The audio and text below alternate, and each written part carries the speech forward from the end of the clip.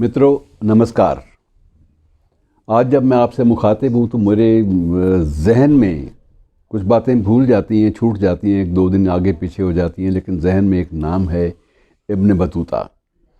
और जहन में नाम बड़ा पुराना है काफ़ी। ये बात अलग है कि आपके जहन में गुलजार साहब की नज़्म जो बहुत लोकप्रिय हुई और जिसको मीका सिंह ने शायद गाया था और मेरे ख्याल में विशाल भारद्वाज ने संगीतबद्ध किया था, इब्न बतूता पहन के जूता, वो आपने सारी सुन रखी है, उसको क्या दोहराना।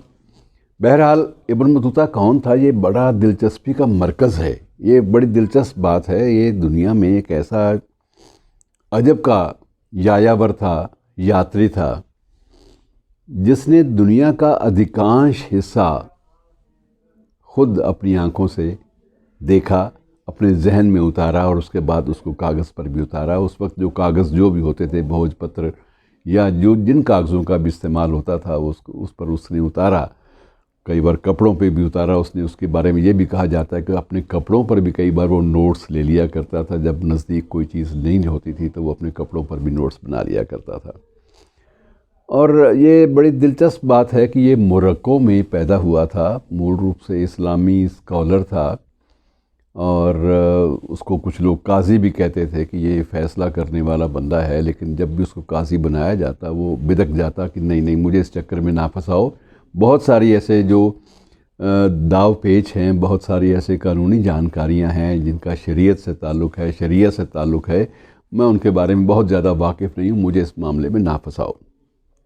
बहरहाल वो एक बड़ा विद्वान था, इसमें कोई शक नहीं है। विद्वान भी था और दुनिया को देखने की एक तलब उसके अंदर थी। और मित्रों, तलब ऐसी कि आप यकीन नहीं करेंगे कि ये बंदा 1,17,000 किलोमीटर तक की यात्रा इसने की।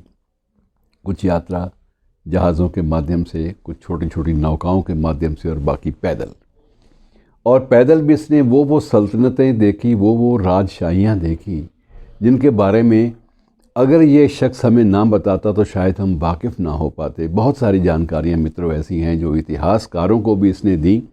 इतिहासकारों ने बाद में उसमें रिसर्च की, शोध किया, उनका फॉलो अप किया और उसके बाद कुछ चीज़ें निकली तो दुनिया के बहुत सारे मुल्क और बहुत सारी जातियाँ, बहुत सारे लोग एक दूसरे के बारे में बिल्कुल नावाकिफ़ रह जाते अगर जानकारी की बुनियाद देने वाला बंदा इब्न बतूता बीच में ना होता।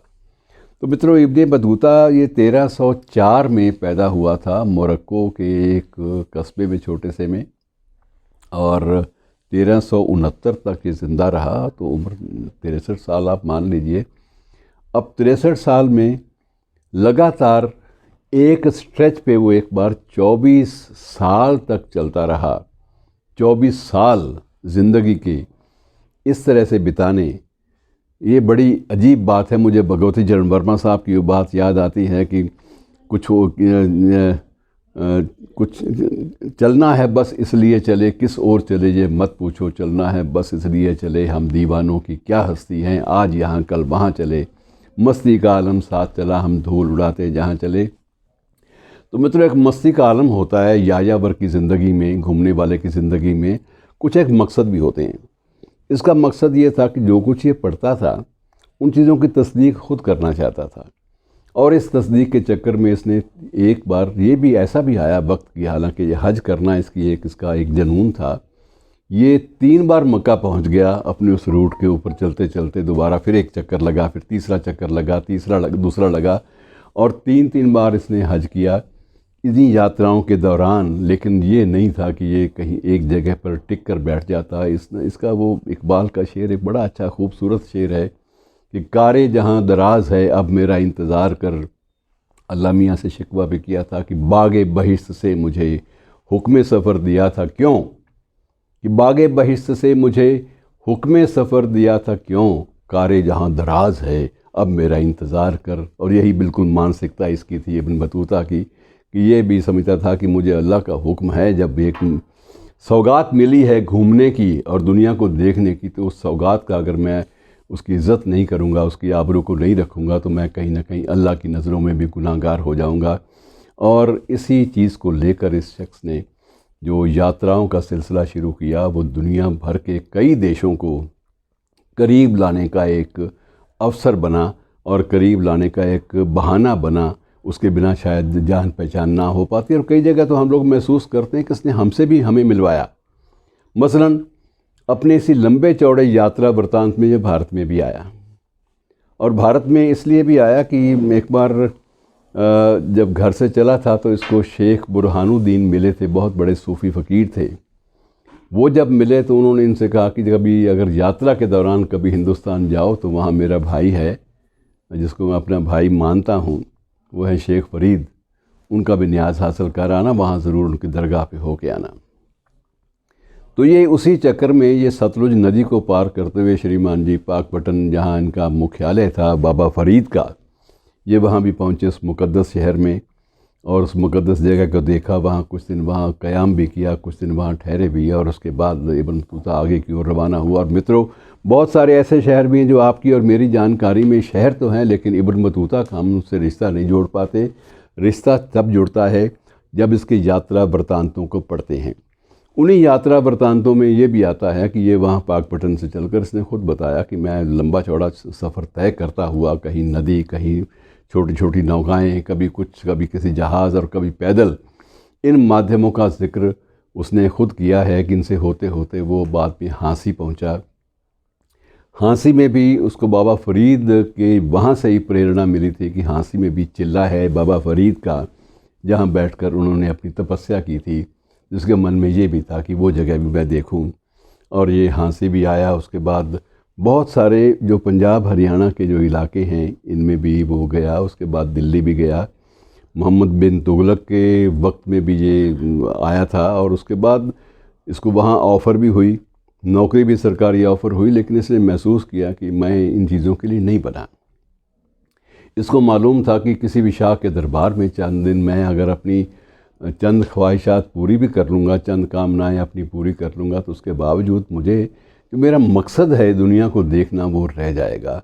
और मित्रों, इतना ज़हीन आदमी था कि इसने हर चीज़ को कलमबद्ध किया, लिपिबद्ध किया, कुछ चीज़ें जहन में रखी, कुछ अपने कपड़ों पे उतारी, उन कपड़ों को नहीं धोया। आप अंदाज़ा लगाइए कि कितनी एक लगन थी कि जितनी भी जानकारी, ज्ञान का जितना भंडार ये जुटा सके, दुनिया की अलग अलग नस्लों के बारे में, अलग अलग लोगों के रहन सहन के बारे में, उनके सामाजिक तौर तरीक़ों के बारे में, वो सब कुछ इसने एकत्र किया। और ये उसी रूट पर चलता चलता ये भारत के कई ऐसे पुराने नगरों में भी गया जहाँ शिक्षा के केंद्र थे। मसलन तक्षशिला है, वहाँ भी ये गया। बनारस के घाटों के करीब से भी गुज़रा। और कई जगह ऐसी हुई जिन्होंने इसको खींचा अपनी ओर। इसे लगा कि कार्य जहाँ दराज है, इसे लगा कि दुनिया बहुत फैली हुई है और इसमें दिलचस्पियाँ, इतनी दिलचस्पियों का मरकज़ है कि जहाँ भी जाओ वहाँ कोई ना कोई नया ज्ञान का रास्ता, ज्ञान की खिड़की खुल जाती है। इस बात ने इसको बड़ा मुतासिर किया था। और मित्रों, कुल 24 साल तो एक ही बार, और कुल उसके बाद 6 साल का वक्फा, और 30 साल लगातार ये चला। और मार्को पोलो, जिसको हम इतना ज़्यादा अहमियत देते हैं कि मार्को पोलो बहुत बड़ा विश्व यात्री था, उसका जो चलना है वो सिर्फ 12,000 किलोमीटर था। उसको भी हमने इसी बात पे महान मान लिया था। और इत्सिंग जो चीनी यात्री था, उसका भी रिकॉर्ड जो है वो भी 50,000 किलोमीटर से ज़्यादा बढ़ नहीं पाया। और ये कमबख्त इब्न बतूता पहन के जूता, बगल में जूता, और ये उसी बगल में जूते की बदौलत ये शख्स चला और इसने 1,17,000 किलोमीटर का सफ़र तय किया। और इसकी अगर किताबें कभी आप पढ़ें, इसकी जो संस्मरण कभी आप पढ़ें, तो आप पाएंगे कि विश्व की अनेक दुर्लभ सभ्यताओं, दुर्लभ संस्कृतियों, जिनका जिक्र आज हमें तलाश करना जिनको मुश्किल होता है, उनसे गुज़रा ये। उन संस्कृतियों को इसने भोगा, जिया, देखा करीब से, और देखने के बाद उनको बयान किया। ये सबसे बड़ी बात थी। इतने बड़े यात्री को उसके जन्म दिवस पर याद कर लेना अच्छा लगता है मित्रों। काश कि ये दीवानगी हमारे और लोगों के बीच में भी आ पाती, लेकिन ये दीवानगी मित्रों सब में नहीं होती। अच्छा है कि ये दीवानगी कुछ शख्सियतों तक महदूद है, वरना तो मिर्ज़ा ने, गालिब ने फरमाया था ना कि वो पत्थर उठाने के लिए दीवाने पर, और उन्होंने कहा था कि मैंने मजनू पे लड़कपन में असद संग उठाया था कि सर याद आया कि मेरा भी सर है भाई, मैं भी किसी दिन इसी तौर पे मजनू बनूंगा, लोग पत्थर मारेंगे और मैंने पत्थर उठाया था मजनू को मारने के लिए, पत्थर मैंने एक तरफ रख दिया कि मैंने मजनू पे लड़कपन में असद संग उठाया था कि सर याद आया। शुक्रिया दोस्तों।